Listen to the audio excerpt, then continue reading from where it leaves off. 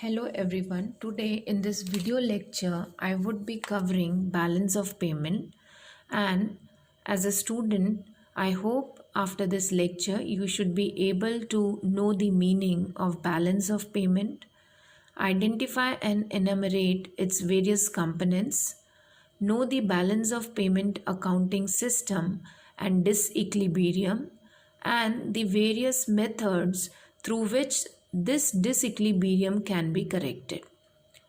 Now, starting with the introduction part, the term balance of payment is very often referred to in the news and is always a hot topic of political and economic discussions across the globe. This term is used in various contexts, and in order to avoid ambiguity, it is essential to understand its meaning. Balance of payment is a macro level statement showing inflow and outflow of foreign exchange. This means that it is a statement that records the flow of foreign exchange arising as a result of international economic transaction. International economic transactions includes export and import of goods, services, unilateral transfers, FDI, foreign portfolio investments, etc. in and out of the country. Since balance of payment is a statement showing inflow and outflow of foreign currency in a country, all receipts from foreigners will be recorded as credit bearing a positive sign. Receipts accrue to a country in case of export, sale of financial and real assets. Likewise, all the payments to foreigners will be recorded as debit bearing a negative sign, indicating an outflow of foreign exchange. Payment of foreign exchange arises due to import of goods, services, purchase of financial and real assets.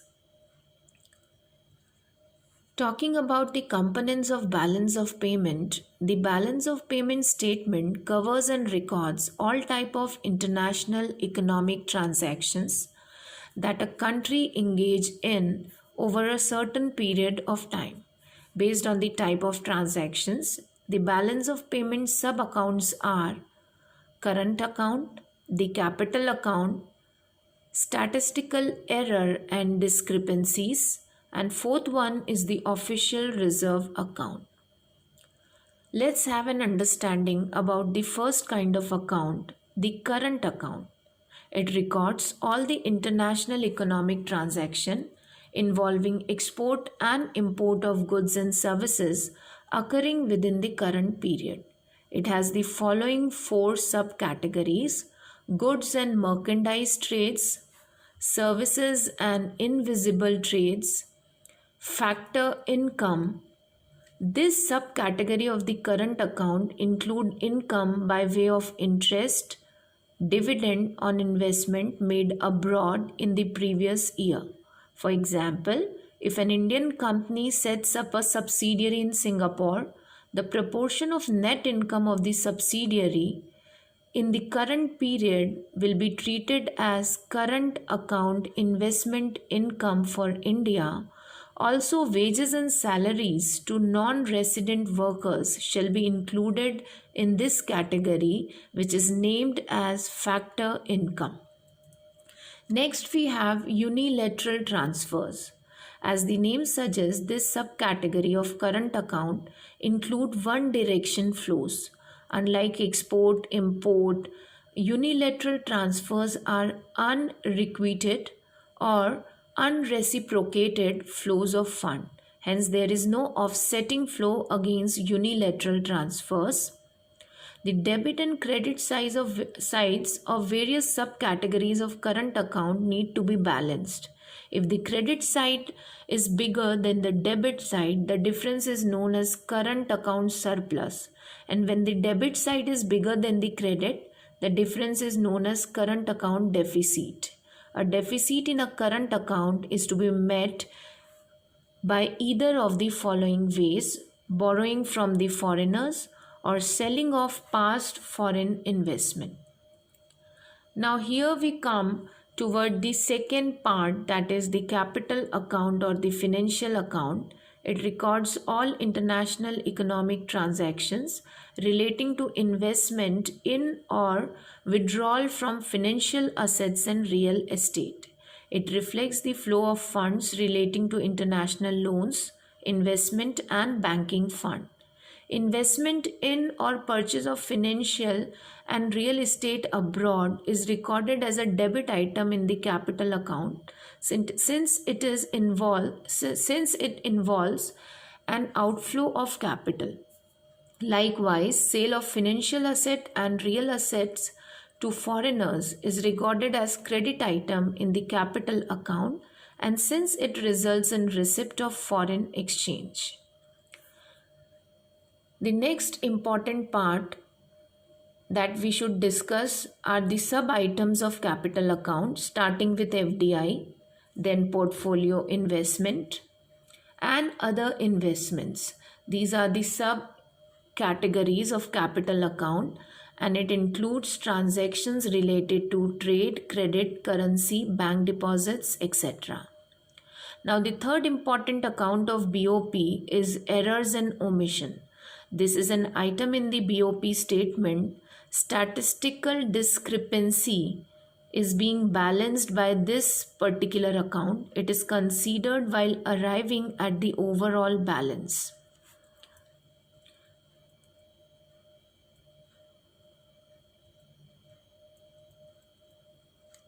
Why a BOP is always in a balance or BOP disequilibrium always exists?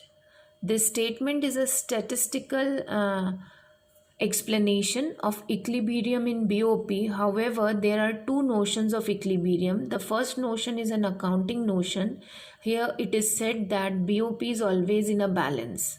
It must first be understood that unlike an ordinary system of accounting, the BOP account is a peculiar account. It is a single account which consists of current account as well as capital. The receipt and payments in the current account are revenue items of income and expenditure. Therefore, any surplus of expenditure over income, that is imports over export, would result in a revenue deficit. This deficit as a current account deficit. In an accounting sense, the BOP account is said to be always balanced because as a single account, the deficit on the current account has to be necessarily be matched with the surplus of capital account. So we can say that BOP being a single account is recorded in such a way that on a whole it remains in a state of balance. This does not preclude the possibility of a deficit or surplus arising in any one of the constituents of BOP account. One part of account compensates the deficit or surplus in the other part.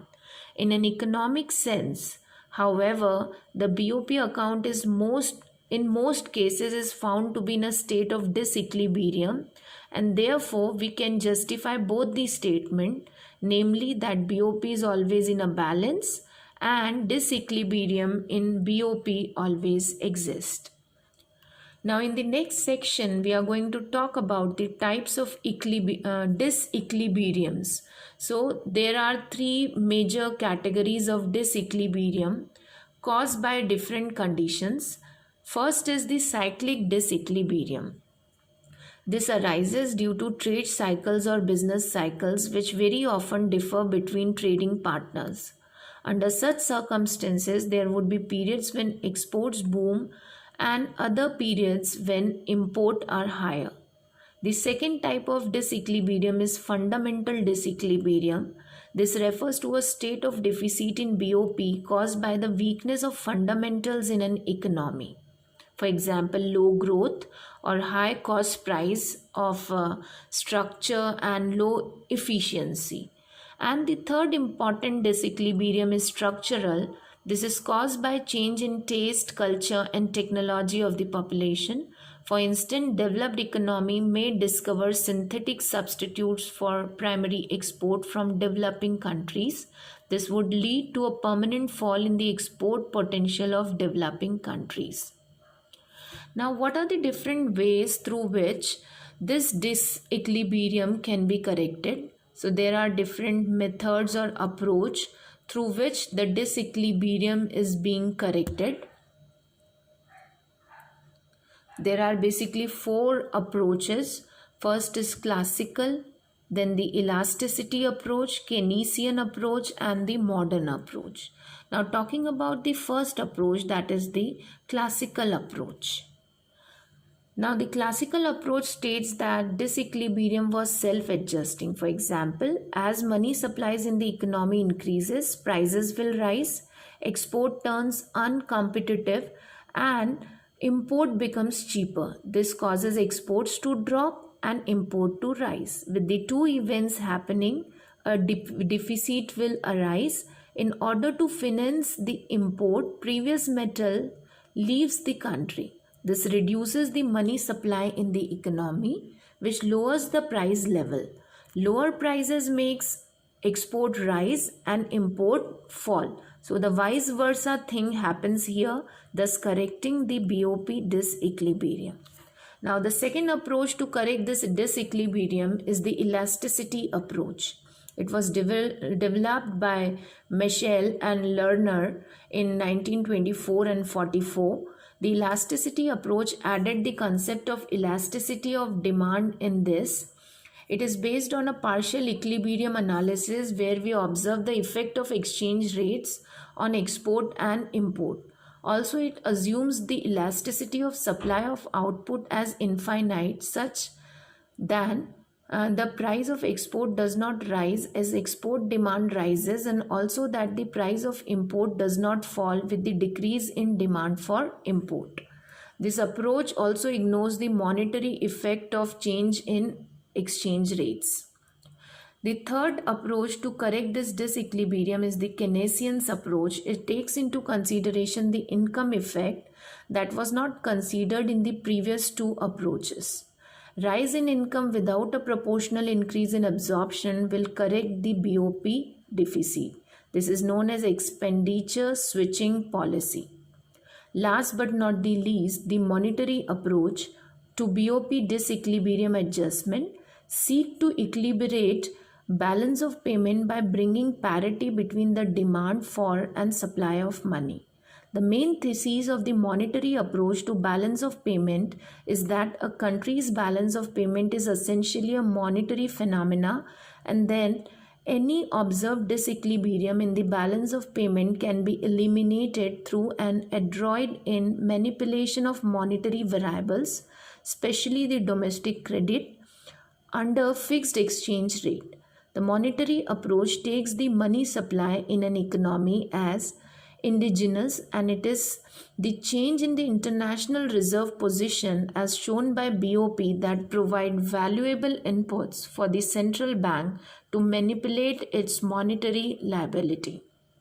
I hope through this lecture you people are able to understand the concept of balance of payment and the different approaches through which the disequilibrium in balance of payment can be corrected. Thank you.